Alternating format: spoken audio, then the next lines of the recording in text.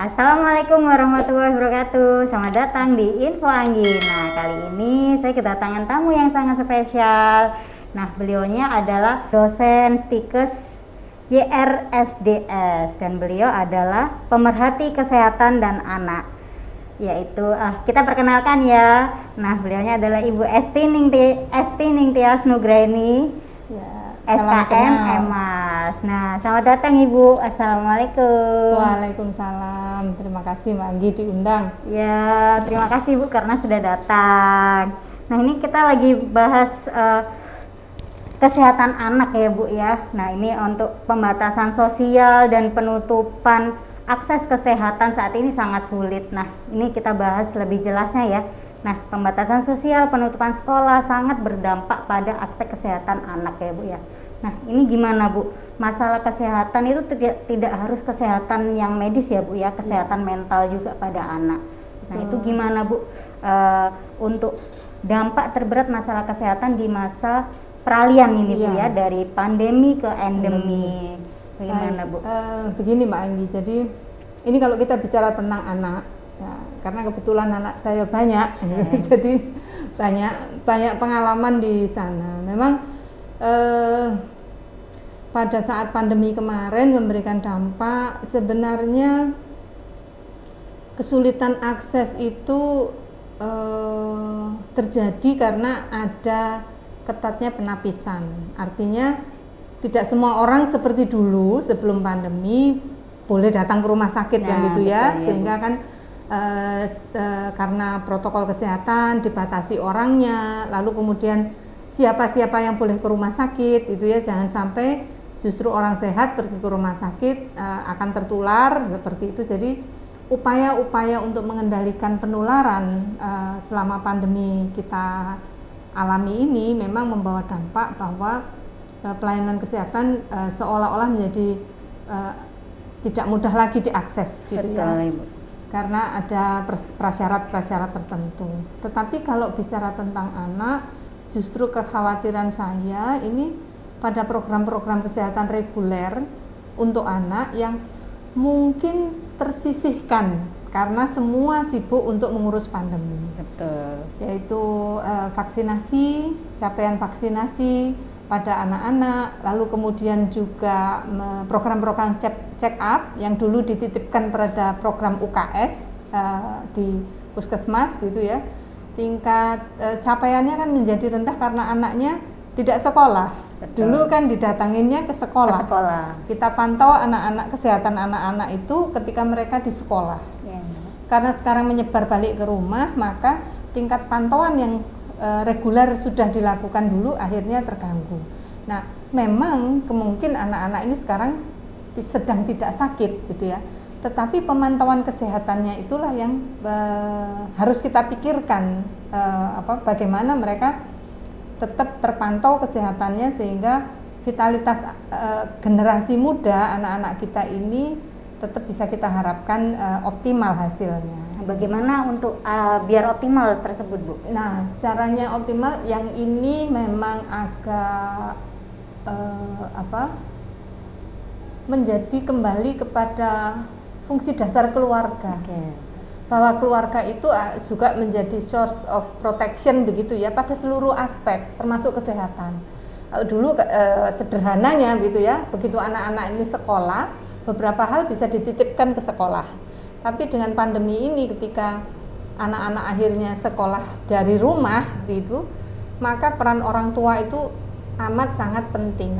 Betul. Persoalannya adalah mungkin malah sebagian besar para orang tua itu juga harus mencari nafkah. Sehingga hal-hal yang akhirnya dari sistem sistem yang sudah ditata pemerintah ini kembali dititipkan ke orang tua kan, salah satunya adalah pemantauan termasuk kesehatan dan lain sebagainya. Sementara orang tua belum tentu siap untuk menjalankan itu karena biasanya vaksin pun kadang anak-anak itu tunggu jadwal dari sekolah, jadi orang tuanya tidak menjadwalkan vaksin-vaksin tertentu gitu ya, apalagi kalau sudah usia sekolah.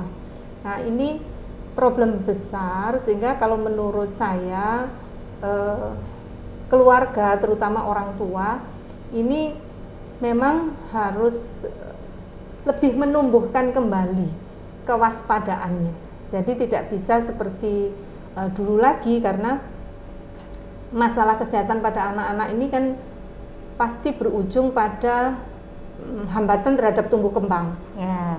Anak yang nggak usah sakit yang serius deh, sering terinfeksi influenza aja. Kalau terlalu sering maka dia harus absen sering. Kalau absen sering akhirnya prestasi akademiknya terganggu. Demikian juga dengan kegiatan sosialnya, karena sering sakit maka dia akhirnya tidak bisa bersosialisasi dengan baik, sering sakit kan gitu. Nah, hal-hal ini yang menurut saya secara pribadi mungkin perlu dipikirkan strategi yang lebih mendasar begitu, sehingga kedepannya pasangan-pasangan atau calon pasangan muda, anak-anak muda yang mau menikah, itu mereka juga dibekali pengetahuan yang cukup tentang kesehatan keluarga ini, termasuk tumbuh kembang anak, lalu bagaimana untuk mengantisipasi kejadian-kejadian trauma domestik, misalnya kebakaran akibat kompor misalnya seperti itu, atau bagaimana mengamankan lingkungan rumah dari domestic injury, jadi kecelakaan-kecelakaan kecil di rumah, karpet itu jangan sampai nyandungi, misalnya kalau anaknya ada potensi asma misalnya, jangan banyak debu di rumahnya. Nah itu sebenarnya kan satu strategi penjagaan kesehatan dan kebugaran yang bisa dilakukan sehari-hari. Nah, itu seperti alergi ya, Bu? Jadi seperti alergi, bagaimana menghindarkan infeksi, bagaimana menjaga keamanan pangan. Nah, ini urusan kesehatan kan tidak hanya sekedar sehat dan sakit saja, tapi kesehatan dan kebugaran. Nah, faktor yang menjadi aspek pada kebugaran ini kan macam-macam. Itu lingkungan gitu ya, vitalitas. Jadi anaknya nggak pernah sakit tapi dia nggak mau gerak, nggak mau olahraga, ini juga bukan situasi yang sehat dan bugar gitu ya. Jadi healthy and wellness itu sejatinya kan memang harus berjalan beriringan. Nah, akan menjadi lebih baik untuk generasi berikutnya itu ketika sejak di rumah dia sudah mendapat perlakuan yang tepat gitu ya, khususnya pada orang tua. Orang tuanya punya pengetahuan yang cukup sehingga dia bisa memperlakukan anak-anaknya itu dengan tepat. Baik. Nah, ini orang tua itu kan tidak semuanya bisa melihat dari informasi dari misalnya media sosial begitu ya Bu ya, karena media sosial ini sangat membantu sebetulnya. Nah, tapi tidak semua orang tua tahu informasi tersebut dari media sosial, sedangkan fasilitas kesehatan sekarang lagi dibatasin. Nah, itu kita sebagai orang tua ini gimana Bu cara mendapat informasi yang benar itu? Apakah harus ke puskesmas seperti itu, Bu? Ya, puskesmas memang salah satu fasilitas yang bisa mendapatkan ini. Memang jadi problem ketidaktahuan ya, atau pengetahuan yang kurang ini memang problem besar di negara kita ini pada semua aspek.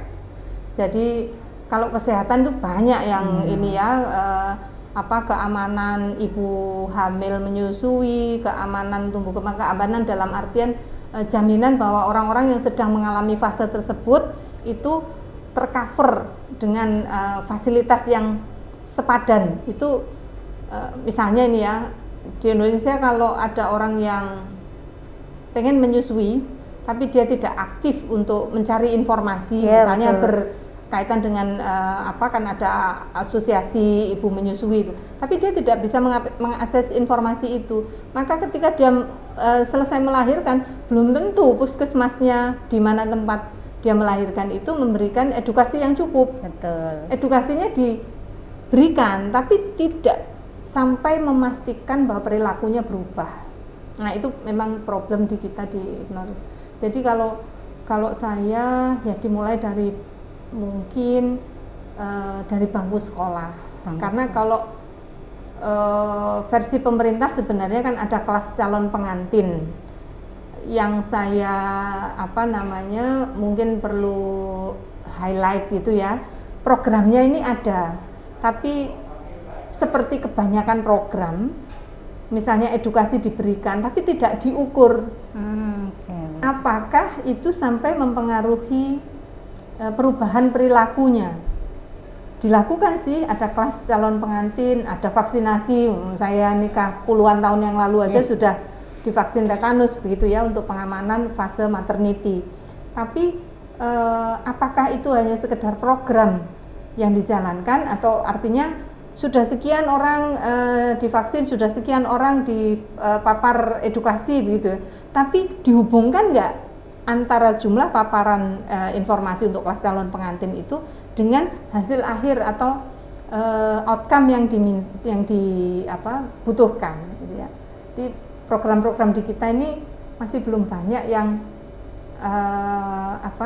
activity based outcome gitu ya, masih sebatas activity based output.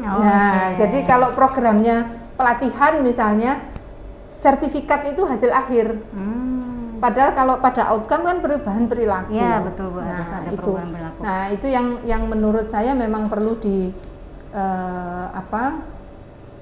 disegarkan kembali program-program itu sehingga efektivitasnya tinggi. Nah kalau di sekolah, zaman saya sekolah dulu gitu ya, pendidikan kesehatan jasmani ini sampai membahas tentang makanan yang harus dimakan. Tapi pada waktu anak-anak saya sekolah ini hanya sekedar diketahui, tapi tidak sampai pada mereka harus berperilaku seperti apa. Dan itu berhenti pada waktu SD, ajaran tentang makanan yang sehat dan lain-lain. Padahal untuk menuju ke kehidupan yang sebenarnya, mestinya SMA dan mahasiswa itu yang paling perlu digenjot tentang bagaimana hidup sehat dan bugar, itu menjaga agar hidup sehat dan bugar. Kalau mereka sudah bisa berperilaku seperti itu, maka kalau dia berkeluarga, keluarganya insya Allah juga akan dibawa menuju sehat dan bugar, kan logikanya seperti itu. Tetapi justru makin tinggi jenjang pendidikan, yang dikejar hanya urusan akademik, urusan soft skill-nya ini untuk lebih pada life skill ya, untuk dia bisa bertahan hidup dengan baik itu. Ini ya contoh sederhana aja, kalau zaman sebelum pandemi, kalau saya lihat di sekitar tempat universitas-universitas misalnya, yang berkembang itu kan warung-warung penyetan atau apa, mahasiswanya juga belinya di situ karena murah dan enak gitu ya, murah dan enak. Tidak ada yang mempedulikan faktor bagaimana makanan sehat untuk anak-anak muda ini. Padahal kalau dia kena lemak jahat terlalu sering, ya belum terlalu tua pasti dia akan bermasalah dengan kolesterol lah. Betul. Ini gitu 5-10 tahun ke depan ya. Iya, dampaknya tidak langsung. Nah, oleh karena itu memang mungkin saatnya untuk memformat ulang. Jadi tidak bisa semuanya dibebankan kepada pemerintah begitu ya. Masyarakat ya mungkin harus berusaha juga, mereka juga harus berusaha. Informasi. Jadi yang mampu melakukan akses, karena memang disparitasnya, perbedaan di masyarakat kita ini kan, ada yang sangat aware terhadap teknologi informasi, ada yang benar-benar nggak tahu begitu. Nah, di antara itu semua ya kita lihat yang bisa mengakses informasi dengan baik, ya diharapkan mereka bisa memilih dan memilah informasi yang tepat untuk masa depan keluarganya yang baik. Ya, kalau bisa ketika ada orang yang tahu informasi tersebut bisa menyebarluaskan ya Bu ya. Bersedia untuk menjadi agen perubahan. Betul. Gitu. Nah ini kalau jajanan di sekolah itu kan juga sangat mempengaruhi ya Bu ya. Sangat jajan berpengaruh. Sekolah anak-anak ini sekarang udah masih ada, harusnya itu ya. Gimana, sekarang Bu? Kalau misalkan ini ya memang mungkin keterbatasan fasilitas ya. Saya pengalaman mungkin pernah tinggal di Belanda begitu ya. Jadi jajanan yang dijual di gerai-gerai di pinggir jalan, artinya kayak tenda-tenda atau apa itu, mereka kan tidak mudah mendapatkan izin berusaha. Harus berhubungan dengan dinas kesehatan untuk memastikan bahwa misalnya tidak ada serangga, tidak ada tikus di area, kan ada orang dinas kesehatan yang melakukan sweeping untuk seperti itu.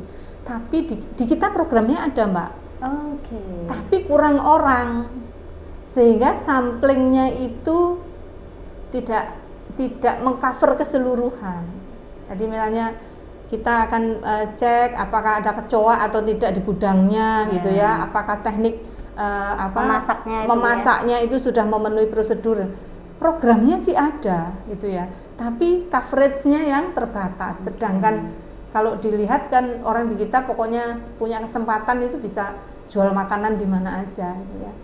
Jadi kalau tentang ini, tentang jajanan di sekolah, lebih pada problem sosial sih, tidak hanya kesehatan. Karena kalau misalnya semua sekolah melarang, nah anak-anak ini bisa kelaparan juga. Karena pada level sosial tertentu, kadang-kadang anak-anak ini berangkat ke sekolah nggak sarapan loh Mbak. Betul, dan makannya mie instan. Nah, dan apa aja yang bisa diakses itu ya. Jadi anak-anak kalau anak-anak SD ya beli jajanan apalah, sempol lah, telur gulung, pentol atau apa. Pokoknya perutnya keisi. Nah, kalau itu dilarang, anak-anak itu malah kelaparan. Tapi kalau tidak dilarang, kita tahu kita yang orang-orang lebih sedikit lebih tahu lah tentang kesehatan, jadi mikir ini bahan kimia yang ada di makanan anak-anak itu seperti apa gitu. Atau baiknya sekolah itu punya kantin sehat seperti itu Bu? Iya, tapi untuk mewujudkan kantin sehat tidak semua sekolah mampu. Jadi pengalaman saya juga agak terlibat di Satgas Covid ini kemarin ya, mempersiapkan sekolah. Ini ternyata setelah kita lakukan visitasi pada sekolah-sekolah yang akan mempersiapkan ini, seluruh sekolah dilihat, ternyata fasilitas di sekolah itu belum tentu setara loh. Satu sekolah dengan sekolah yang lain gitu, sehingga ada sekolah yang mampu menyelenggarakan sampai menyediakan makanan sehat, tapi ada sekolah yang menyediakan ruangan yang layak aja nggak mampu. Nah ini PR-nya memang sekali lagi tentang jajanan anak sekolah ini menurut pandangan saya bukan hanya masalah kesehatan, tapi ini lebih pada masalah sosial ekonomi tepatnya itu. Nah ya menyelesaikannya nggak gampang. Baik Bu. Terkait dengan masalah sosial juga ya Bu ya. Nah ini pemerintah kan banyak mengeluarkan dana untuk stunting nih Bu. Nah tapi kan masih belum maksimal. Nah, bagaimana seharusnya para orang tua itu yang Bu untuk mencari informasi biar anak-anak ini tidak stunting kayak gitu Bu? Jadi ini juga tentang stunting ini memang menurut saya ini sebenarnya di setiap program itu kan nggak boleh terlalu ambisius ya, tidak boleh menggelontorkan dana besar untuk ini sesuatu tapi efektivitasnya tidak diukur ya tadi. Kalau aktivitas kita tidak berbasis outcome, ini bisa jadi bumerang gitu loh, karena sudah belanjanya udah besar gitu ya, investasinya udah banyak, hasilnya tidak sepadan gitu. Karena apa? Stunting ini bukan kejadian seperti infeksi. Hari ini diintervensi, besoknya nggak stunting kan enggak. Kejadian stunting itu butuh waktu mulai dari konsepsi, mulai dari saat pembentukan individu itu. Jadi pada waktu konsepsi antara ovum dan sperma itu sudah mulai sebenarnya perjalanan apakah ini menjadi individu yang sehat atau tidak ke depannya. Mulai pranikah. Jadi makanya itu tadi yang kelas calon pengantin itu programnya bagus, tapi menurut saya harus diukur agar semua kegiatan itu ujungnya itu outcome. Jangan hanya output. Kalau output kan pelatihan, selesai pelatihan ada sertifikat, ada peningkatan knowledge gitu ya dari pretest sama posttest, maka sudah selesai. Tapi ternyata tidak disintesa. Apa pengetahuan yang diketahui itu tidak dilakukan berikutnya. Tidak merubah perilaku ya Bu? Iya, tidak mengubah perilaku. Jadi ini yang contoh sederhana. Saya pernah menggagas gitu ya tentang misalnya aktivitas tentang rokok gitu ya. Mestinya kalau pemerintah ini mau membentuk masyarakat yang sehat misalnya, setiap individu yang ketahuan merokok jangan di cover BPJS-nya, meskipun dia dari keluarga yang masih perlu prasejahtera gitu ya. Dia prasejahtera tapi merokok, ini kan perilaku yang bertentangan. Ini yang mestinya diperangi. Beli rokok bisa, tapi beli tempe, telur untuk anaknya itu enggak, gizinya tidak terpenuhi Bu ya. Makanya ini kan lebih kepada yaitu balik lagi kan ke pengetahuan Pak. Itu yang saya ini kan. Jadi mestinya untuk memerangi stunting misalnya ini, tanyalah pada ibu yang hamil, gitu ya. Setiap ibu yang hamil dia punya kelas, dia dulu mengikuti kelas calon pengantin nggak? Itu di mana Bu, kelas calon pengantin ini? Kerjasama antara Kementerian Kesehatan dengan Kementerian Agama. Jadi kita informasinya ke puskesmas atau ke mana gitu? Ke KUA, KUA atau ke ya. puskesmas itu ya. Jadi sekarang kan untuk pendaftaran pernikahan itu harus menyertakan sertifikat kelas calon pengantin. Nah, nih teman-teman harus ikut kelas pengantin ya di KUA. Calon pengantin. Oke, calon pengantin. Pengantin. Kelas calon pengantin di KUA, jangan lupa.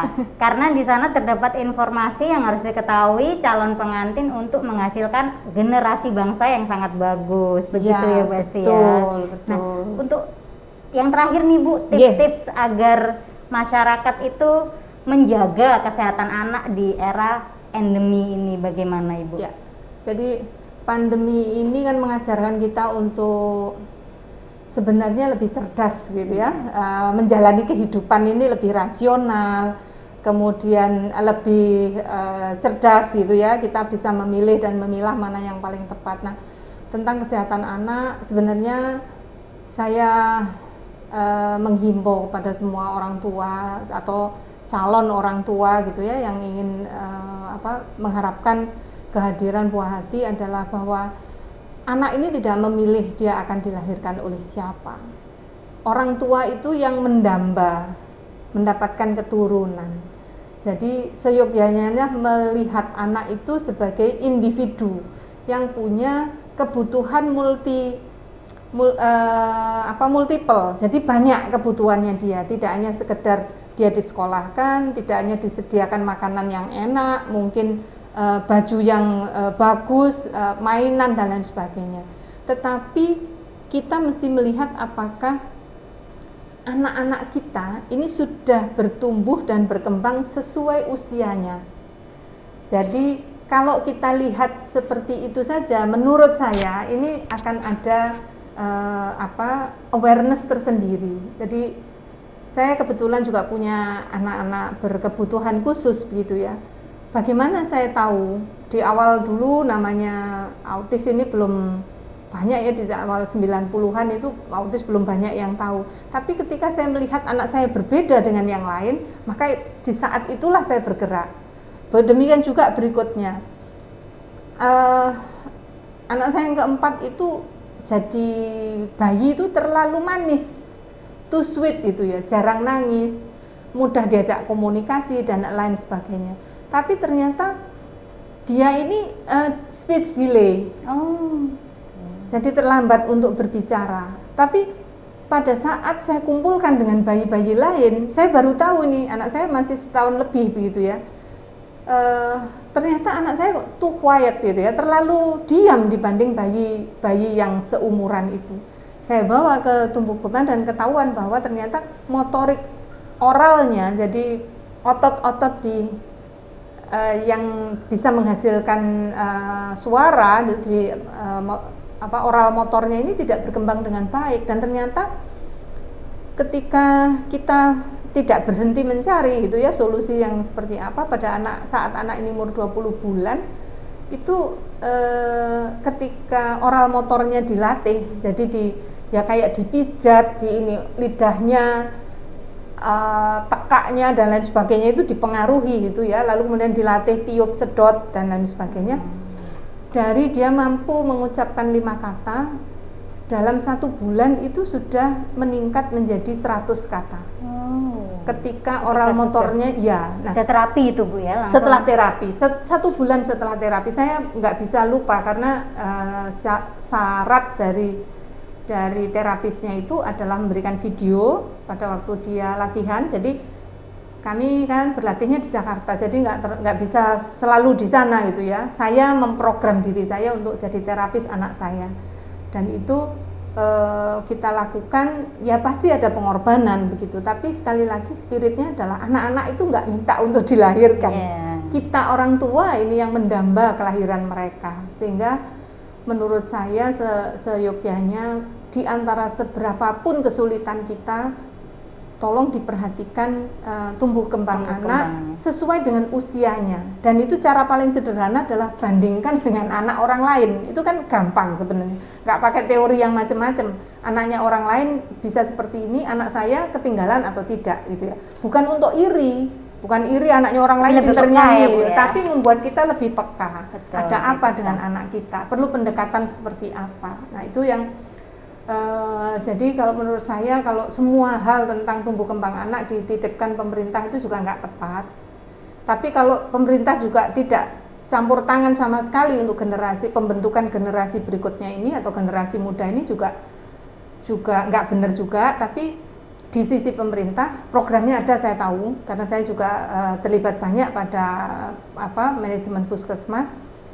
Programnya ada, tapi yang sekali lagi belum berbasis outcome. Masih sebatas output, jadi selesai program selesai, ya belum sampai pada dampak. Nah, di sisi keluarga ini tolong jangan lupa bahwa induk dari seluruh masa depan anak-anak itu atau sumber dari seluruh masa depan anak-anak itu ada di keluarga. Maka seyogyanya lah kalau kita memang membentuk satu keluarga, lalu kemudian mendamba hadirnya penerus, yaitu anak-anak, berlakulah sepadan gitu. Jangan mau berkeluarga, mau bikin anak, tapi urusan ngurusinya ini nggak diperhitungkan. Nah itulah, itu kedewasaan yang dituntut gitu. Meski susah ya Bu ya mengurus mesti anak. Tidak mudah gitu ya. Saya tidak berani bilang susah karena saya tidak mudah. Mau anak. Jadi tidak mudah, betul tidak mudah. Jadi kalau tidak berani untuk menjalani itu semua, ya pikir ulang gitu ya untuk membangun keluarga ataupun punya anak gitu. Nah, kita mendapatkan informasi itu bisa ke puskesmas kan Bu? Bisa ya? ke puskesmas ya. Nah, jadi untuk tumbuh kembang Bu ya. Jadi mulai kelas calon pengantin, tumbuh kembang anak itu semua puskesmas lagi kota Surabaya ini semuanya ada. Nah, ini di Surabaya juga ada kan untuk pengetahuan tumbuh kembang kelas calon pengantin itu bisa di puskesmas. Aksesnya ya, ke puskesmas, nanti pelaksanaannya kan kerjasama, bisa kadang-kadang di puskesmas ataupun di KUA. Oke, ini apa sudah mulai membuka kembali puskesmas ini Bu? Ini jadi memang karena pandemi ini ya kan semua fasilitas akhirnya menapis orang yang datang, tapi sekarang ini terutama kalau kota Surabaya kan bisa mengakses itu melalui website, ya, lalu kemudian ada kayak hotline gitu ya, melalui text messages itu, WhatsApp itu ada yang ini. Jadi puskesmas itu memang punya kewajiban untuk melakukan sosialisasi. Hanya memang kadang-kadang masyarakat kayak miss gitu aksesnya, pengen tahu tapi tidak tahu mau harus kemana, pengen berniat mengetahui tapi dia tidak tahu aksesnya itu kemana, itu problemnya di sana. Nah ini ada IG juga Bu di Sehat Surabaya, aku tuh jadwal puskesmas gitu ada ya Bu ya? Ya ada jadwal vaksin, saya pernah melihat itu mereka punya jadwal vaksin, terus ada jadwal posyandu juga ya Bu ya? Yang sebenarnya beberapa kali ketika saya mendampingi puskesmas ini untuk perbaikan kinerja itu dari Google Google Map ya, kan itu ada kolom chat itu. Masyarakat ternyata juga beberapa itu menanyakan sesuatu ke puskesmas karena nggak bisa ke puskesmas kan selama pandemi itu, mereka konsultasi juga lewat ke sana. Jadi menurut saya Mbak Anggi, ini ada juga muatan keinginan untuk tahu lebih banyak itu ya, jangan pasif lah. Kalau kita sudah jadi orang tua nggak boleh pasif gitu, harus lebih aktif lebih proaktif untuk memastikan anak-anak kita ini nanti punya kondisi yang lebih baik dibanding orang tuanya. Ini nggak bicara tentang rezeki karena itu dibagi Tuhan gitu ya, tapi kalau anak-anak kita itu sehat, bugar, aktif, produktif, itu kan kita jadi orang tua tugasnya itu sudah tunai gitu ya. Kalau anak kita sering infeksi, temennya sakit pasti ikut sakit dan lain sebagainya. Nah itu membuktikan bahwa kita kurang menjaga mereka. Jadi selain peka, kita harus penuhi nutrisinya gitu Betul, Ibu ya. ya. Jadi karena Peka kebutuhannya kan multiple tadi itu. Oke. Oke, terima kasih banyak Bu Esti. Sama-sama, sudah sehat selalu, datang. Bang Ya, Yi. amin. Ya. Ibu juga sehat selalu. Amin, amin. Ya. Yang Selamat penting ya. semangat. Ya, betul. Semangat. Terima kasih. Assalamualaikum warahmatullahi wabarakatuh. Waalaikumsalam Dadah. warahmatullahi wabarakatuh. Makasih Bang Yi. Iya.